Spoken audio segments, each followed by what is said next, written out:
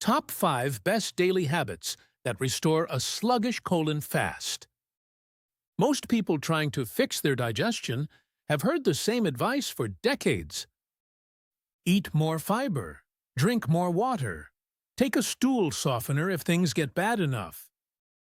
And most people follow that advice and still wake up bloated, uncomfortable, and irregular.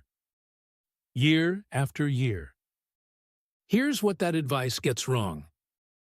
After 60, your colon doesn't slow down because something is missing from your diet. It slows down because the signaling system, the system that tells your colon when and how to move, has quietly broken down. Fiber can't rebuild that system. Water alone can't either. But 5 specific daily habits can. And the first one takes less than 15 minutes every morning and costs almost nothing. Number 1. Warm water with fresh lemon and a pinch of sea salt, taken at specific times throughout the day. Most people drink water when they're thirsty. That's not enough. Not for your colon after 60. Timing matters as much as temperature. And both matter more than total volume. Your colon has a built-in reflex.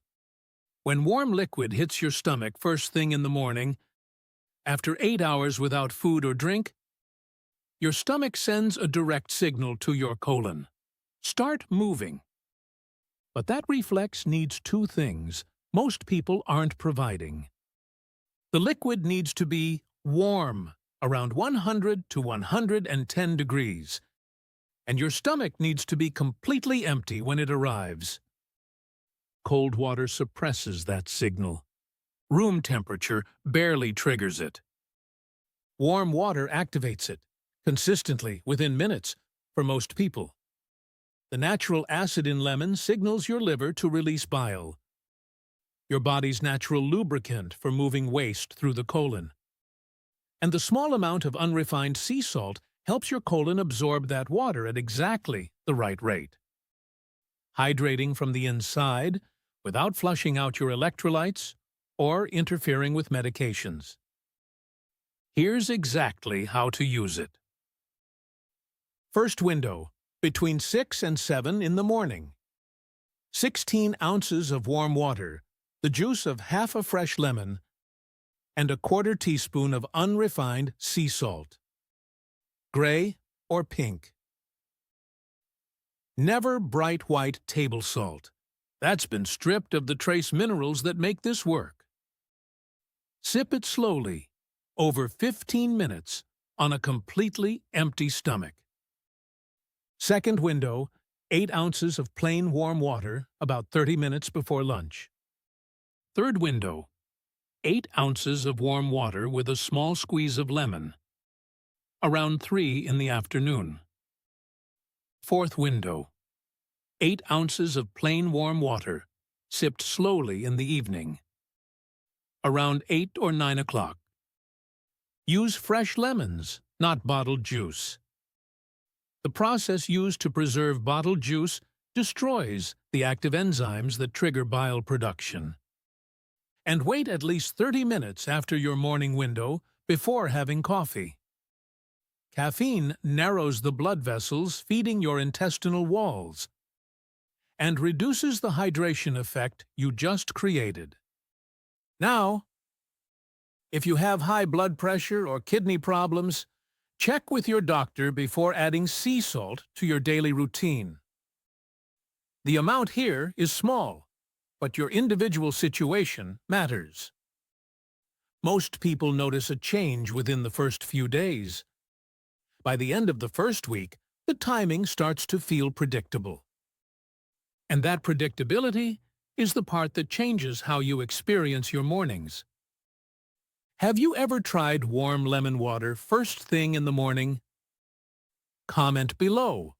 I'd love to know what your experience was. The second habit might surprise you because it has nothing to do with what you eat. It has everything to do with what arrives in your colon after you eat. Chewing each bite 30 times before you swallow.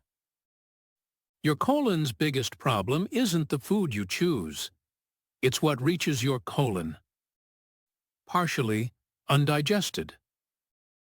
When food particles are too large, your digestive enzymes can't fully break them down.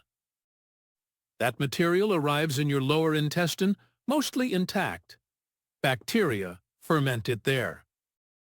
And that fermentation produces gas, bloating, and toxic compounds that spread well beyond your gut. The fix starts before digestion even begins. When you chew each bite 30 times, you break food into particles small enough for your digestive enzymes to penetrate completely. Less undigested material reaches your colon. Less fermentation happens.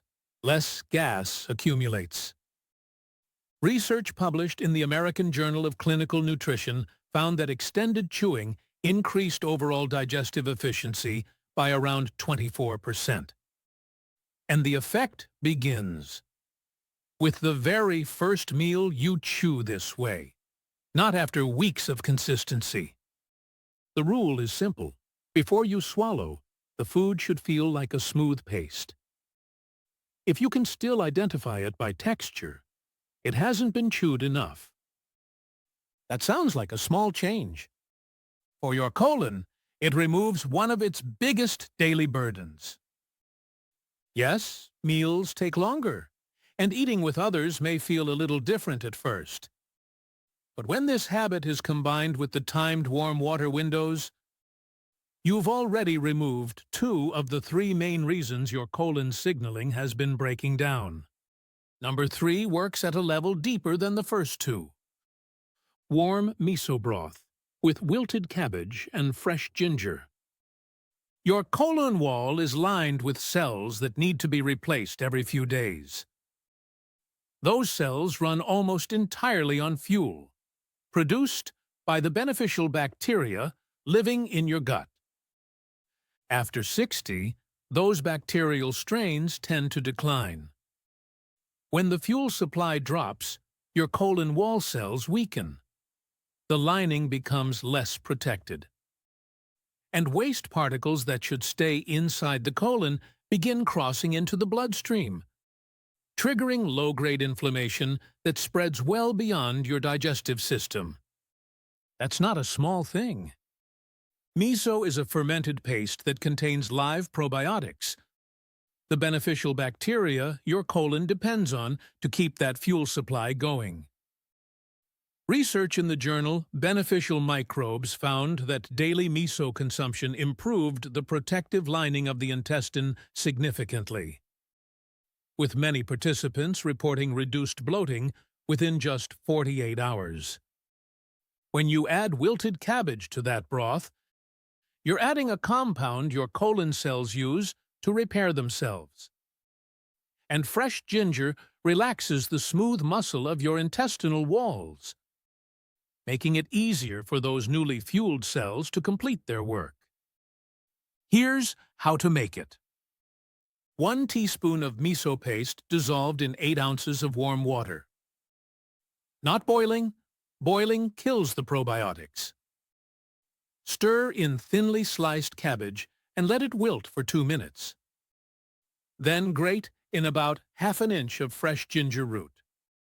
Drink it in the morning after your warm lemon water window. Now, the cost. A container of miso paste costs around $4 and lasts several weeks. A head of cabbage is about $2. A small piece of ginger root, less than $1. The entire serving costs roughly 30 cents. When choosing miso paste, look for one with the shortest ingredient list and no added sugars. And if you're on a sodium-restricted diet or taking blood pressure medication, talk to your doctor before adding this daily. Number 4 builds directly on what number 3 started, but through a completely different pathway. 1 teaspoon of rice vinegar with a small amount of raw honey in warm water taken 20 minutes before breakfast. When rice vinegar reaches your stomach, the natural acid it contains does something specific. It shifts the environment in your stomach, which sends a direct signal to your colon. The same start-moving signal that warm water activates in the morning, but now triggered by what you drink rather than by temperature alone. Two different signals, same result. Then, as it moves through your lower intestine, it feeds the bacteria that produce the same fuel your colon wall cells run on, reinforcing what the miso broth began, but through a completely independent path. Early evidence suggests this combination may improve complete bowel emptying over the course of several weeks. Use plain rice vinegar. Not seasoned, not sweetened, not flavored. Seasoned varieties contain added sugar that feeds exactly the bacteria you're trying to crowd out. And the raw honey isn't just for taste. It coats your tooth enamel before the acid arrives. And it contains compounds that feed the good bacteria in your gut.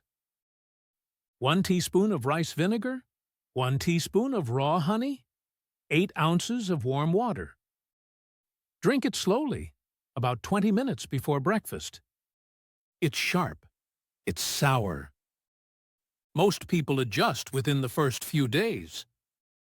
And the last habit on this list is the only one that doesn't add anything to your body. It removes something that has been quietly overwhelming your colon for years. Hara hachibu, the Okinawan practice of stopping when you're 80% full.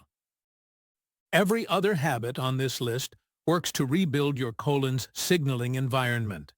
This one protects that environment from being overwhelmed before the signals can even complete their cycle.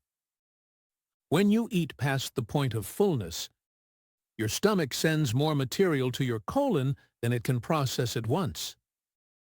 Waste backs up. Fermentation accelerates. And the work everything else on this list is doing gets undone. Meal by meal. Research published in the journal Gut found that simply eating a little less at every meal improved the time it takes for food to move through your colon by around 44% within 6 weeks. That's not a supplement result. That's from not overfilling your colon at every meal. Here's how to apply it. At the start of each meal, put 20% less on your plate than you normally would. Eat slowly. Slowly enough that your brain has time to register the signal from your stomach that it's filling. When you feel the first whisper of satisfaction, not fullness, satisfaction, stop. That distinction is everything. Fullness means you've already gone past 80%. Pair this with a cup of roasted barley tea during and after your meal. It's caffeine-free, which means it won't affect your sleep even in the evening. It supports blood flow to the digestive tract and signals your body that the meal has ended, which naturally slows your eating pace. Look for plain roasted barley tea, no added flavors, no sweeteners. About $3 for 50 bags. Within a week of committing to this consistently, most people notice an easing of abdominal pressure they hadn't even realized they were carrying. Within a month, the bloating that had seemed permanent starts to lift. So here's what you now know: that most people following the standard advice still don't. Your colon isn't slow because you're not eating enough fiber. It's slow because the environment that signals it to move has been quietly breaking down for years. And fiber alone was never going to fix that. The timed warm water windows rebuild the thermal signal and create a predictable daily rhythm. Chewing 30 times removes the fermentation fuel before it ever arrives. The miso broth restores the beneficial bacteria that power your colon wall cells. The rice vinegar drink reinforces that same fuel system through a completely independent pathway. And stopping at 80% full ensures the whole system isn't overwhelmed before it can complete a single cycle. These habits don't work in isolation. They work because the problem was never one missing piece. It was an entire environment that needed to be rebuilt, one layer at a time. Small, consistent habits do what no supplement can. They give your colon the signals it was always designed to respond to. Signals that modern eating habits quietly took away. Your colon hasn't stopped working. It's been waiting for the right conditions. You can start creating those conditions tomorrow morning with something as simple as 16 ounces of warm water, half a fresh lemon, and a pinch of sea salt. If this gave you something useful today, you're in the right place. This channel exists for people who still want to take care of themselves, who want real information explained clearly without being talked down to. Hit subscribe. We're here every week, and we're not going anywhere.